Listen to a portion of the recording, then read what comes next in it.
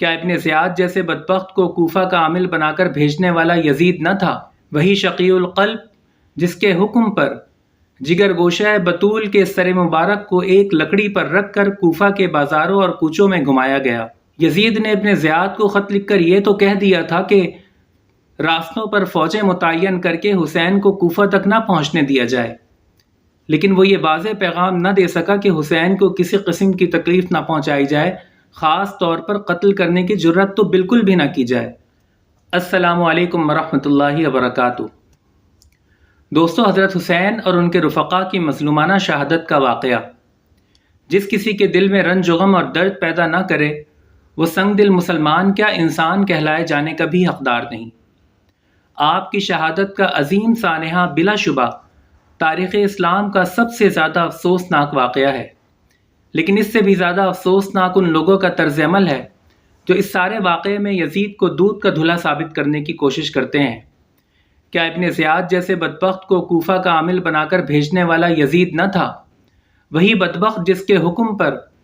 نواسہ رسول کے جسم مبارک کو گھوڑوں کے ٹاپوں سے روندا گیا۔ وہی شقی القلب جس کے حکم پر جگر گوشہ بطول کے سر مبارک کو ایک لکڑی پر رکھ کر کوفہ کے بازاروں اور کوچوں میں گھمایا گیا۔ کیا یزید ابن زیاد کی فطرت سے واقف نہ تھا؟ کیا ابن زیاد کو نواسہ رسول کے مقابلے پر بھیجتے ہوئے یہ یزید کی ذمہ داری نہ تھی کہ حالات کی نزاکت کا ادراک کرتے ہوئے اسے یہ واضح پیغام دے دیتا کہ نواسہ رسول کو کسی قسم کی تکلیف نہ پہنچائی جائے؟ کیا حضرت حسین کے قاصدوں مسلم، قیس اور عبداللہ اور مسلم بن عقیل کو پناہ دینے والے ہانی بن عروہ کے قتل کی خبریں یزید تک نہیں پہنچ رہی تھیں؟ کیا یہ یزید کی ذمہ داری نہ تھی کہ جب وہ یہ دیکھ رہا تھا کہ ابن زیاد کسی کو بھی قتل سے کم کی سزا نہیں دے رہا ہے تو ابن زیاد کو واپس بلوا کر وہ کسی محتاط اور معتدل طبیعت کے حامل شخص کا انتخاب کرتا؟ یزید نے ابن زیاد کو خط لکھ کر یہ تو کہہ دیا تھا کہ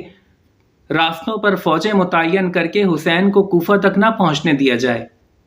لیکن وہ یہ واضح پیغام نہ دے سکا کہ حسین کو کسی قسم کی تکلیف نہ پہنچائی جائے، خاص طور پر قتل کرنے کی جرات تو بالکل بھی نہ کی جائے۔ دوستو، یزید کا دفاع کرنے والوں کا کہنا ہے کہ جب شہادت حسین کی خبر یزید کو ملی تو اس کی آنکھوں میں آنسو آ گئے اور اس نے کہا کہ میں تو یہ چاہتا تھا کہ حسین کو قتل کے بغیر گرفتار کر لیا جائے، لیکن دیگر روایات سے ثابت ہوتا ہے کہ یزید قتل حسین پر راضی تھا۔ ایک روایت میں ہے کہ جب حضرت حسین کا سر یزید کے دربار میں لایا گیا تو یزید اپنی چھڑی حضرت حسین کے دانتوں پر لگانے لگا۔ صحابی رسول ابو برزہ اسلمی رضی اللہ تعالیٰ عنہ وہاں موجود تھے۔ انہوں نے یزید کو منع کیا اور کہا کہ اپنی چھڑی ہٹا، کیونکہ میں نے اس جگہ کو جناب رسول اللہ صلی اللہ علیہ وسلم کو اس جگہ پر بوسہ لیتے ہوئے دیکھا ہے۔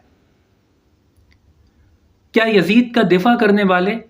اور اسے سارے واقعے میں معصوم بچہ بتانے والے اتنی بات بھی نہیں سمجھتے کہ اگر یزید شہادت حسین پر افسردہ ہوتا تو کیا جناب حسین کے سر مبارک کی اس طرح سے گستاخی کرتا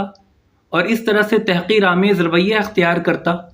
دوستو، اس طرح کا توہین آمیز سلوک تو انسان کسی دشمن کے ساتھ کرتا ہے، اور یہ رویہ اس بات کی دلیل ہے کہ یزید نہ صرف قتل حسین پر راضی تھا بلکہ بعض علماء کے نزدیک اپنے دل میں انتہائی خوشی کے جذبات لیے ہوئے تھا، کیونکہ اب شہادت حسین کے بعد اس کی بادشاہت کے زوال کا اندیشہ ختم ہو گیا تھا۔ دوسری بات یہ کہ اگر واقعتاً یزید قتل حسین پر غمگین تھا تو زبانی جمع خرچ کے بجائے قاتلین حسین کو معزول کرتا اور انہیں سخت سزائیں دیتا، لیکن بقول حافظ ابن کثیر یزید نے ابن زیاد کو برا بھلا تو کہا، لیکن اس ناپاک حرکت پر نہ اسے کسی قسم کی سزا دی اور نہ بعد میں کچھ کہا۔ حالانکہ یزید کو جس طرح کی مطلق العنان شخصی حکومت حاصل تھی، اس کے ہوتے ہوئے اس کے لیے کچھ مشکل نہ تھا کہ ابن زیاد کا بطور قاتل حسین مواخذہ کرتا اور اسے قرار واقعی سزا دیتا، لیکن یہ تو تب ہوتا کہ جب وہ شہادت حسین پر واقعتاً غمگین ہوتا۔ دوستو، اس عظیم سانحے کے بعد بھی یزید کے اعمال اور کارنامے سیاہ کاریوں سے ہی لبریز رہے۔ یزید ہی تھا جس نے مسلم بن عقبہ کو مدینہ منورہ لشکر لے کر بھیجا تھا۔ مسلم بن عقبہ وہی ہے جس نے اہل مدینہ کو شکست دے کر 3 دن تک مدینہ میں شہر رسول کی حرمت کو پامال کرتے ہوئے قتل عام اور لوٹ مار کا سلسلہ جاری رکھا اور ہزاروں لوگوں کو قتل کیا۔